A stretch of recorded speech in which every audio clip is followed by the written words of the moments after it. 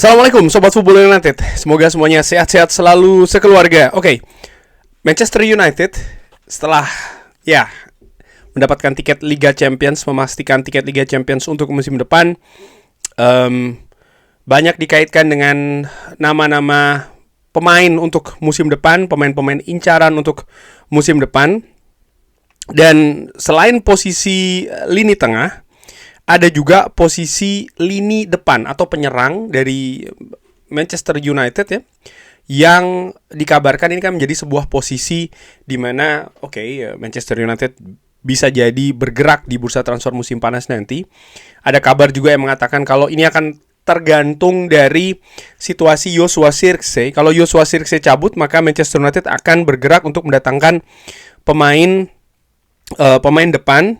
Kenapa demikian? Karena kalau menurut gue karena memang ada situasi keuangan yang ketat dari Manchester United sehingga mereka tidak terlalu bebas banget gitu ya untuk bergerak di bursa transfer musim panas untuk mendatangkan pemain-pemain yang mereka bahkan mereka butuhkan. Karena kalau kita berbicara terkait dengan lini tengah, ya Manchester United akan mendatangkan minimal 2 pemain karena secara deras dikatakan di bursa transfer musim panas nanti Manchester United akan kehilangan 2 pemain tengah ya kan, Casemiro dan kemungkinan besar banget yaitu adalah Ugarte, sehingga dari logika seperti itu wajar Manchester United mendatangkan minimal 2 pemain di lini tengah, tapi untuk lini depan belum tentu. Nah, gua selain situasi lini depan artinya tergantung Joshua Zirkzee juga gue ingin mengatakan atau mengabarkan profil seperti apa yang diinginkan oleh manajemen Manchester United. Ada sebuah kabar, gue lupa dari, kalau tidak salah dari The Athletic atau dari salah satu sumber yang krusial ya, gue lupa pastinya dari mana, tapi menginformasikan kalau profil yang ingin dihadirkan di Old Trafford adalah striker yang berpengalaman. Jadi bukan pemain muda, karena Manchester United saat ini sudah memiliki profil pemain muda dalam diri Benjamin Sesko, tapi pemain yang lebih senior, pemain yang lebih berpengalaman. Tidak diinformasikan secara spesifik, misalnya pengalaman di Premier League atau pengalaman di kompetisi Eropa atau seperti apa. Nah, kabar ini bergulir dan mengaitkan ya, kalau gue baca dari beberapa mungkin spekulasi, ada juga pendapat di sosial media, ada 2 pemain yang dikaitkan dengan Manchester United. Pertama, gue ingin menyinggung dulu yaitu adalah Harry Kane. Harry Kane ini dikaitkan dengan Manchester United. Gua ambil sumbernya yaitu adalah dari Footy Insider. Manchester United dikabarkan tertarik untuk mendatangkan Harry Kane di musim panas ini.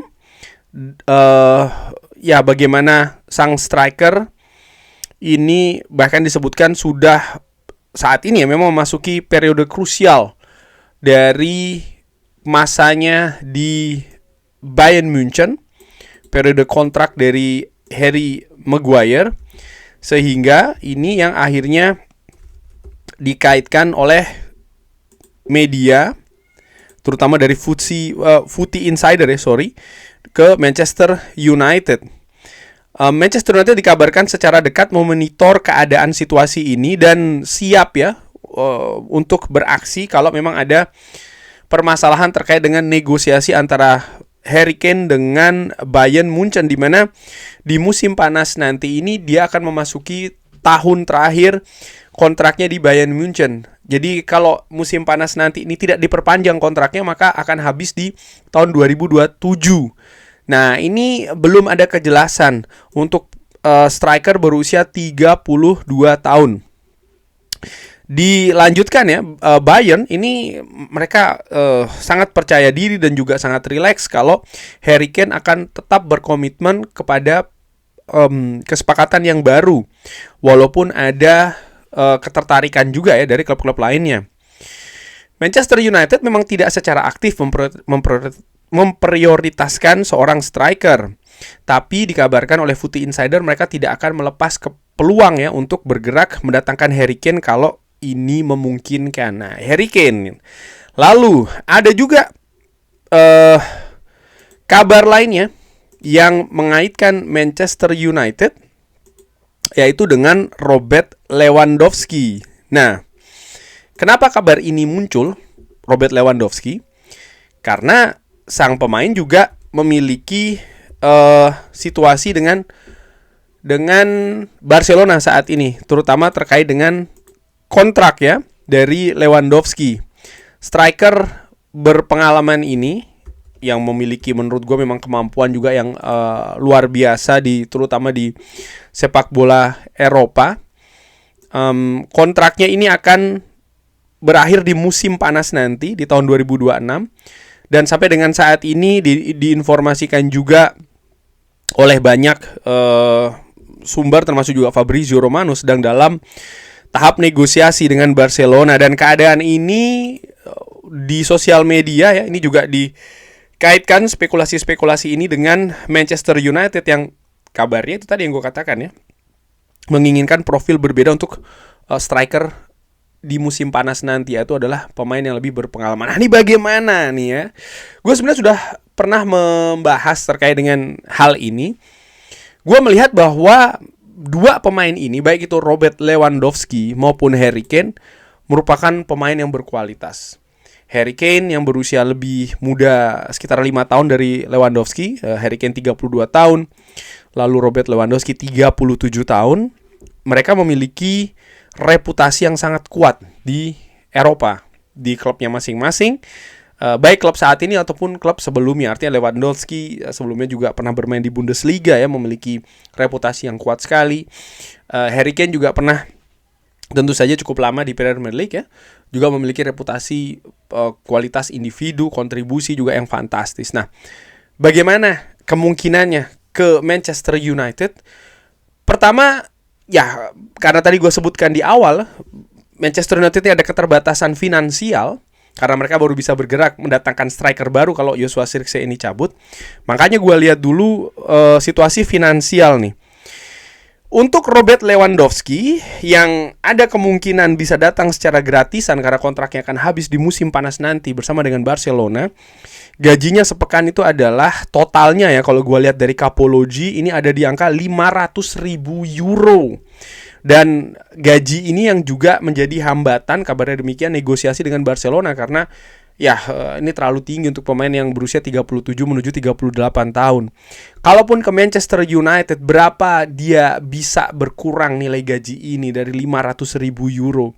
Ini juga menjadi situasinya. Itu nomor satu. Nomor dua, ya menurut gua tidak bisa ditutupi ya, usia 37 ke 38 ini merupakan usia yang kalau kita lihat kompetisi Premier League butuh kesiapan yang sangat bagus menurut gue dari situasi fisik ya. Oke, dia mungkin akan menjadi striker kedua di belakang Šeško, tapi bukan berarti dia tidak bermain. Tidak seperti itu. Dia bukan berarti dia baru bisa dimainkan kalau Šeško tidak bermain. Nggak seperti itu juga. Akan ada beberapa situasi dia harus menggantikan Šeško. Misalnya Šeško bermain tidak optimal, ataupun juga Manchester United butuh pemain tambahan untuk lini depan. Hal-hal seperti itu ya, kalau gua kaitkan dengan usia 37 ke 38, with all due respect, dengan segala respect reputasi dari Robert Lewandowski di kompetisi-kompetisi lain, ya gua menilai nampaknya tidak pas. Dan kalau kita lihat juga Lewandowski ini sudah dalam grafik yang menurun, baik dari sisi penampilan maupun dari situasi fisik. Nah, ini juga menurut gua hal yang harus diperhatikan, sehingga menurut gua dari kombinasi-kombinasi hal tadi, belum lagi misalnya ya, dia belum pernah bermain di Premier League, ini merupakan liga yang baru di usia 30 menuju 38.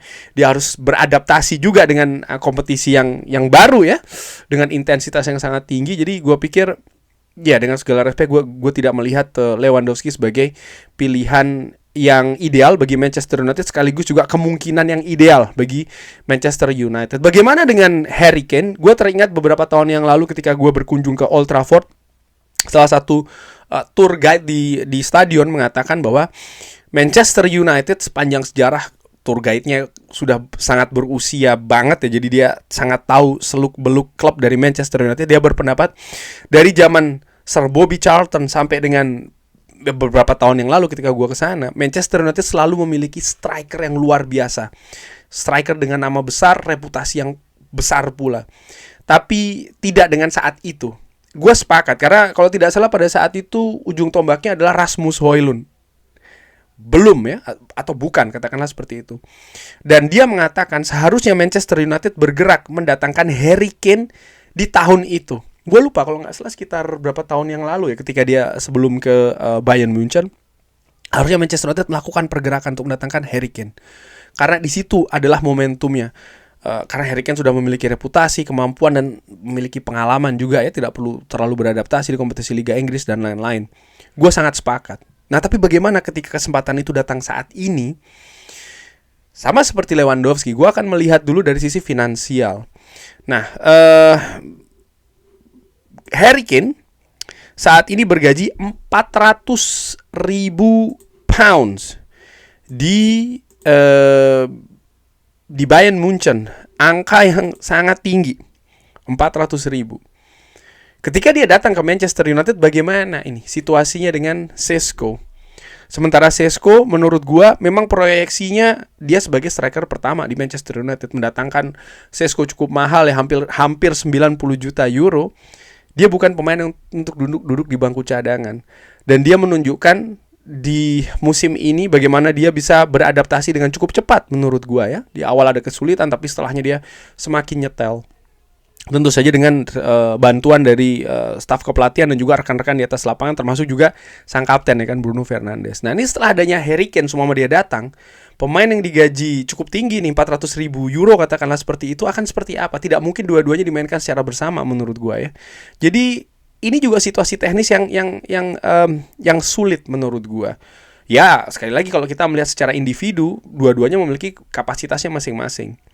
Lalu itu dari sisi gaji dulu ya. Tadi gua katakan gaji 400.000 itu bukan untuk pemain yang duduk di bangku cadangan.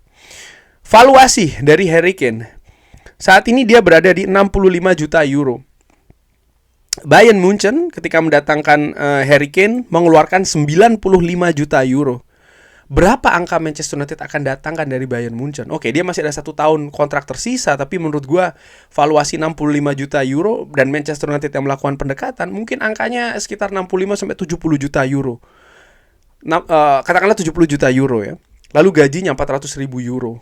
Ini profil pemain yang harus terus bermain dengan menit bermain yang tinggi di setiap pertandingan. Gue menilainya seperti itu. Dan ini jelas akan membawa perubahan yang sangat signifikan dengan Benjamin Šeško. Bang, ya sudah kalau gitu Šeško dijual saja, dilepas saja. No, itu mindset game menurut gue. Tidak demikian. Manchester United sudah membuat keputusan di musim panas kemarin untuk mendatangkan Benjamin Šeško. Dan mereka memang nampaknya memiliki rencana dengan Benjamin Šeško. Apa rencananya? Memang menjadikan Šeško ini striker andalan di Manchester United. Dan Šeško datang ke Old Trafford pun juga demikian. Dia datang ke Old Trafford, lebih memilih ke Old Trafford karena sebenarnya kan ada saingan juga pada saat itu ya, ketika Manchester United mendatangkan Benjamin Šeško. Tapi ada proyeksi, ada rencana yang disampaikan ke pihak dari Benjamin Šeško sehingga dia lebih memilih ke Old Trafford. Dan kalau ini ternyata berubah lagi, dia akan merasa dikhianati dan ini akan situasinya tidak bagus untuk dressing room. Gue berpikir seperti itu. Sehingga dengan segala respect kepada reputasi dari Harry Kane dan juga Robert Lewandowski, gue berpikir secara finansial mereka tidak ideal. Secara teknis, bukan teknis individu, kalau teknis individu fantastik menurut gue, tapi teknis untuk dimasukkan ke dalam skuad Manchester United untuk musim depan, gue tidak berpikir, dan itu ada relasinya tadi ya dengan situasi finansial, dengan reputasi dan lain-lain. Gue berpikir tidak ideal juga. Sehingga menurut gue ya memang bukan dua pemain ini atau bukan profil seperti dua pemain ini yang ideal untuk didatangkan di Old Trafford musim depan kalau seandainya Joshua Zirkzee jadi cabut. Siapa tapi kira-kira yang ideal? Sobat Football United ada nama? Silahkan drop di kolom komen berserta alasannya. Terima kasih sudah menyaksikan. Jangan lupa like, sholat, dan juga subscribe. Wassalamualaikum warahmatullahi wabarakatuh. Thank you.